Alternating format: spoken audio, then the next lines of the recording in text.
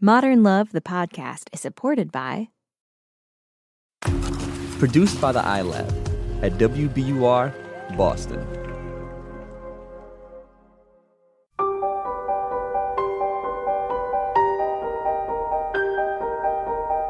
From the New York Times and WBUR Boston, this is Modern Love. Stories of love, loss, and redemption. I'm your host, Meghna Chakrabarty.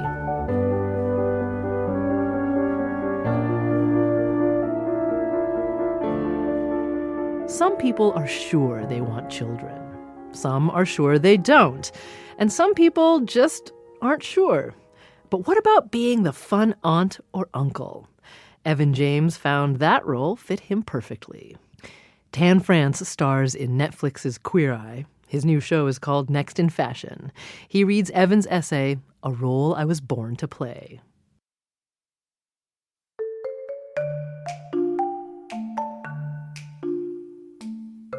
I never did want children of my own, but competitive thoughts about family building started to invade my mind a little over 2 years ago when my older brother and his wife had a baby girl. Oh, so you think you're just gonna go and give birth? I said to myself. Well, I'll show you. I'll have 5 kids. No, 8. I'm gonna be the best, most overachieving gay dad in America. My drive for one-upmanship didn't last long. Fearing that if I did have a child, I would end up with a, we need to talk about Kevin situation on my hands, I soon yielded to gentler emotions. Pride at the sight of a flourishing family tree, a protective instinct, and giddy excitement. Never mind my feelings for the child herself, overnight I had become the most doting and caricatured of family figures. The gay uncle. At last, after years of wondering what role I was meant to play in my family, I could step into one that seemed comfortable. Distinguished queer elder, good-natured corrupter, lover of art and literature, spinster-to-be. I couldn't wait to fulfill this new purpose. Though I immediately flew across the country to begin teaching my niece about Hellenistic sculpture, I found her, at less than a month old, curiously glassy-eyed and uncommunicative. I had to wait 2 years, at which point she began talking a blue streak. The moment I entered my brother's house, I saw her staggering across the room, handheld aloft like some tiny grande dame. "Oh," she cried, "I have a hangnail!" That's more like it, I thought. It's true that during my less charitable moments of fighting for sidewalk space in child-rich neighborhoods like Park Slope, I wanted to ash a cigarette over a double-wide stroller or two. Yet, little kids and I tend to love one another's company, if only because we invariably share the same psychotic imagination. A close friend of mine in college was once astounded when, during a family visit, I hit it off better with her kid brother than with any of her other relatives. We were all out eating lunch together, and the wee lad I'd been seated next to soon coaxed me into an extended dialogue about a bottle of hot sauce on the table between us. "What if I got hot sauce in my eyes?" he said. "Your eye could catch fire," I said. "What if you use hot sauce as shampoo?" "Oh yeah, your hair would catch fire." "Oh yeah, and what if you filled a pool with hot sauce?"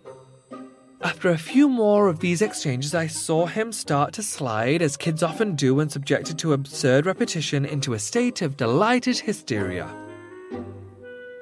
To keep him from filling the restaurant with screams, I got him to start drawing with me. Still, he could barely contain his excitement as we illustrated a scene in which a hot sauce storm struck a town, burning innocent bystanders with acid rain. "Oh yeah, and what if the whole world was hot sauce?" he boomed in one final, crazed, biblical proclamation. My niece proved a little slower to warm. To be fair, she was at that strange toddler age when language suddenly burst onto the scene with such force that parallel development of social graces can barely keep up. Before convention overtakes their speech, kids, as the old saying goes, say the darndest things. My niece and I were goofing around in the yard when she zoomed off to play house in one of those plastic structures her parents had bought her, the kind with beige and red and blue walls that lock together like a three-dimensional jigsaw puzzle. Believing myself invited, I followed, attempting to squeeze into the structure. It was decidedly not built to house giant adults. I managed to fit by crouching uncomfortably beside my niece, but she was not impressed. She stared at me for a second, then said, quite matter-of-factly, "Get out." She offered this blunt command with an effortless, pleasant air, as though she was saying, "Here, have a chocolate eclair." What could I do but leave the playhouse? And how many times had I longed to turn to some guest in my own apartment, some friend or acquaintance who had just walked in, and say the very same thing. We finally found some common ground later that afternoon when she wanted to go inside and spend some time with her wooden toy kitchen. Even I draw the line at playing Sylvia Plath with a 2-year-old, but it was her idea to put some of her favourite stuffed animals in the oven. Her father is a chef, so I assumed he wouldn't mind. While I may have many years left in me, I find it unlikely that I'll ever conceive through a surrogate or adopt. When I imagine my future, it doesn't include the pitter-patter of little feet or the wailing of a colicky newborn. It doesn't necessarily even include domestic partnership. Oh, I know.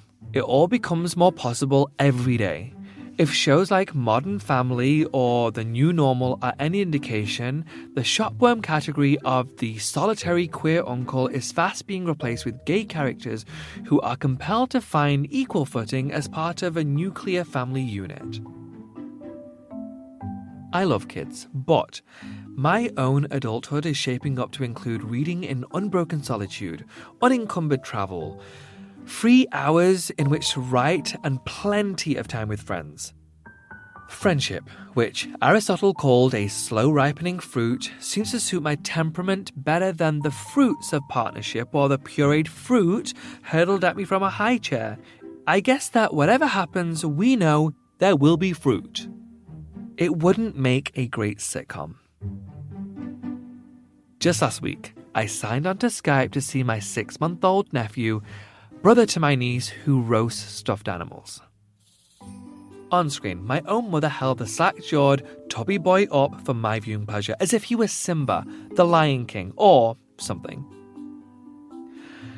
My niece sat on her own mother's knee, and my younger brother floated cheerfully in the background.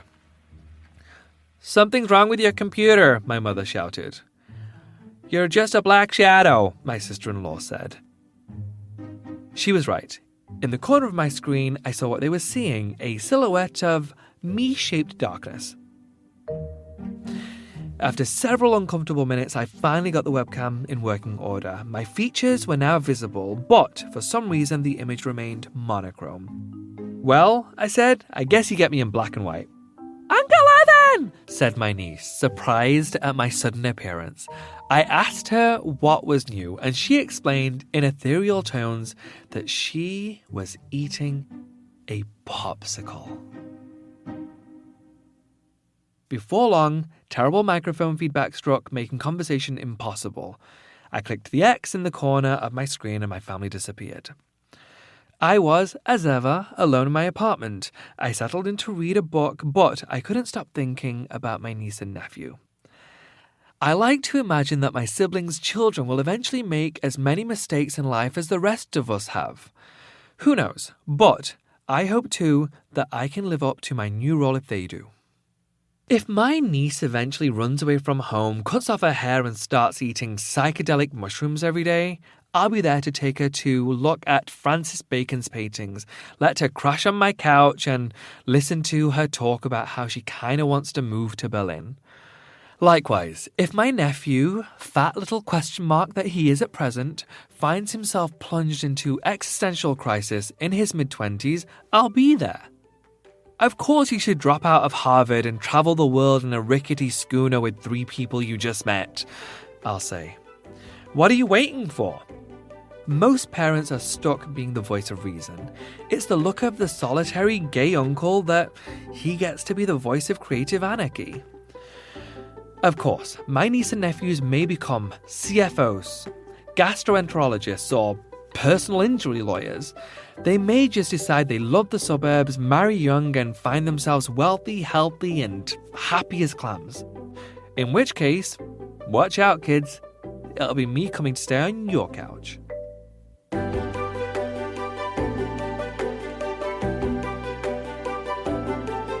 That's Tan France reading Evan James's essay, A Role I Was Born to Play. We'll catch up with Evan and Tan after the break.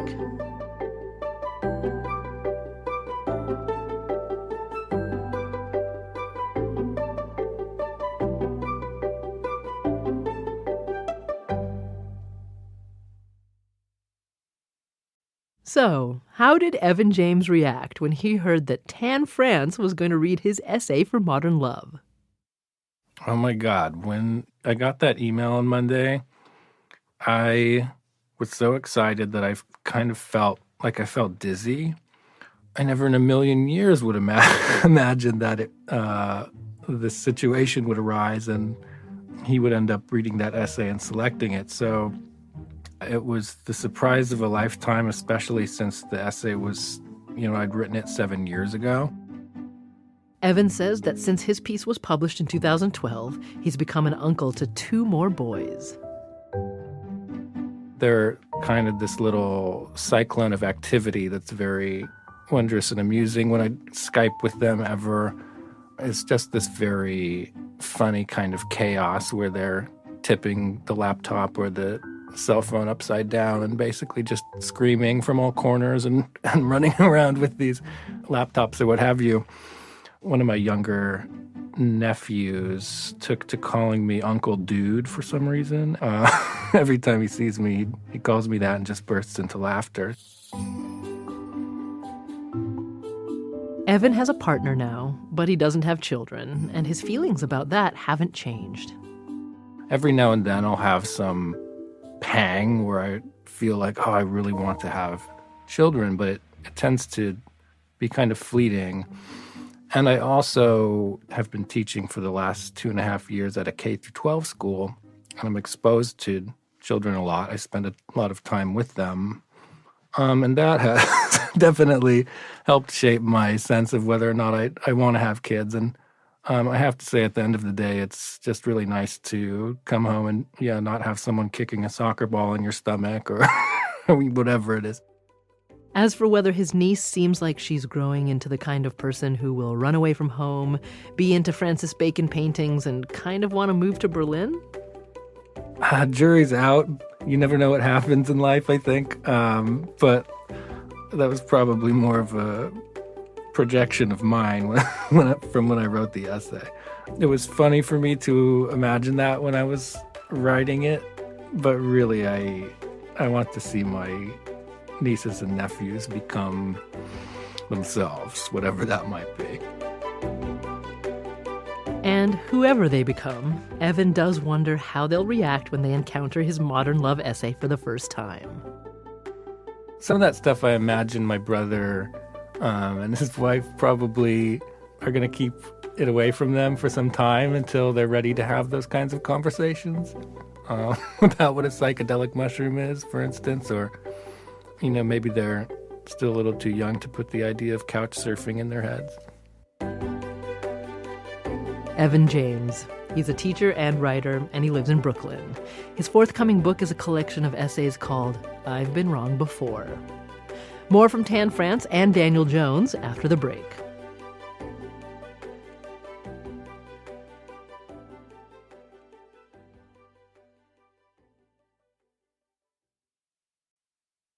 Here's Daniel Jones, editor of the Modern Love column for the New York Times. What I really loved about Evan's piece was his personality, or the role that he saw his personality was in shaping these children who are not his, and being a sort of force for creative good and rebelliousness and all the things that I imagine he, when he was growing up, longed for it's also just something he naturally thrives on. There's something so kid-like about his interactions. When the girl gets old enough to say, oh, I cried, I have a hangnail, and he just loves that and is entertained by the sort of heightened drama of childhood, and it's a good force. People are raised by more than their parents, and necessarily so. Tan France says he wanted to read this piece for a surprising reason. The reason I wanted to read this essay, A Role I Was Born to Play, is actually because it goes against the role I truly believe I'm born to play. It talks about a man who feels like he's destined to not have children and be an uncle, and that was something I thought might be my destiny when I was a kid. And over the last 20 years or so, ever since I hit my teens, I was determined that wasn't going to be my lot in life, and that's not to denigrate anybody else who chooses that. It just wasn't, it's not the destiny I want. And so him saying that, this character in this essay suggesting that he doesn't want necessarily to have children, goes against what I want completely. So I just thought it was interesting to read a character who definitely isn't the person I am. That's Tan France. He stars in Queer Eye. His new book is Naturally Tan, and his new Netflix show is called Next in Fashion.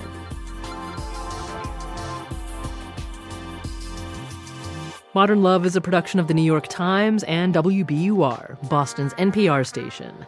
It's produced, directed, and edited by Caitlin O'Keefe. Original scoring and sound design by Matt Reed. Iris Adler is our executive producer. Daniel Jones is the editor of Modern Love for The New York Times and advisor to the show. The idea for the Modern Love podcast was conceived by Lisa Tobin. Special thanks to Julia Simon, Anya Stremian, and Mia Lee at The New York Times. Additional music courtesy of APM. I'm Meghna Chakrabarty. My other job is hosting an NPR show called On Point. Check it out in your podcast feed. See you next week.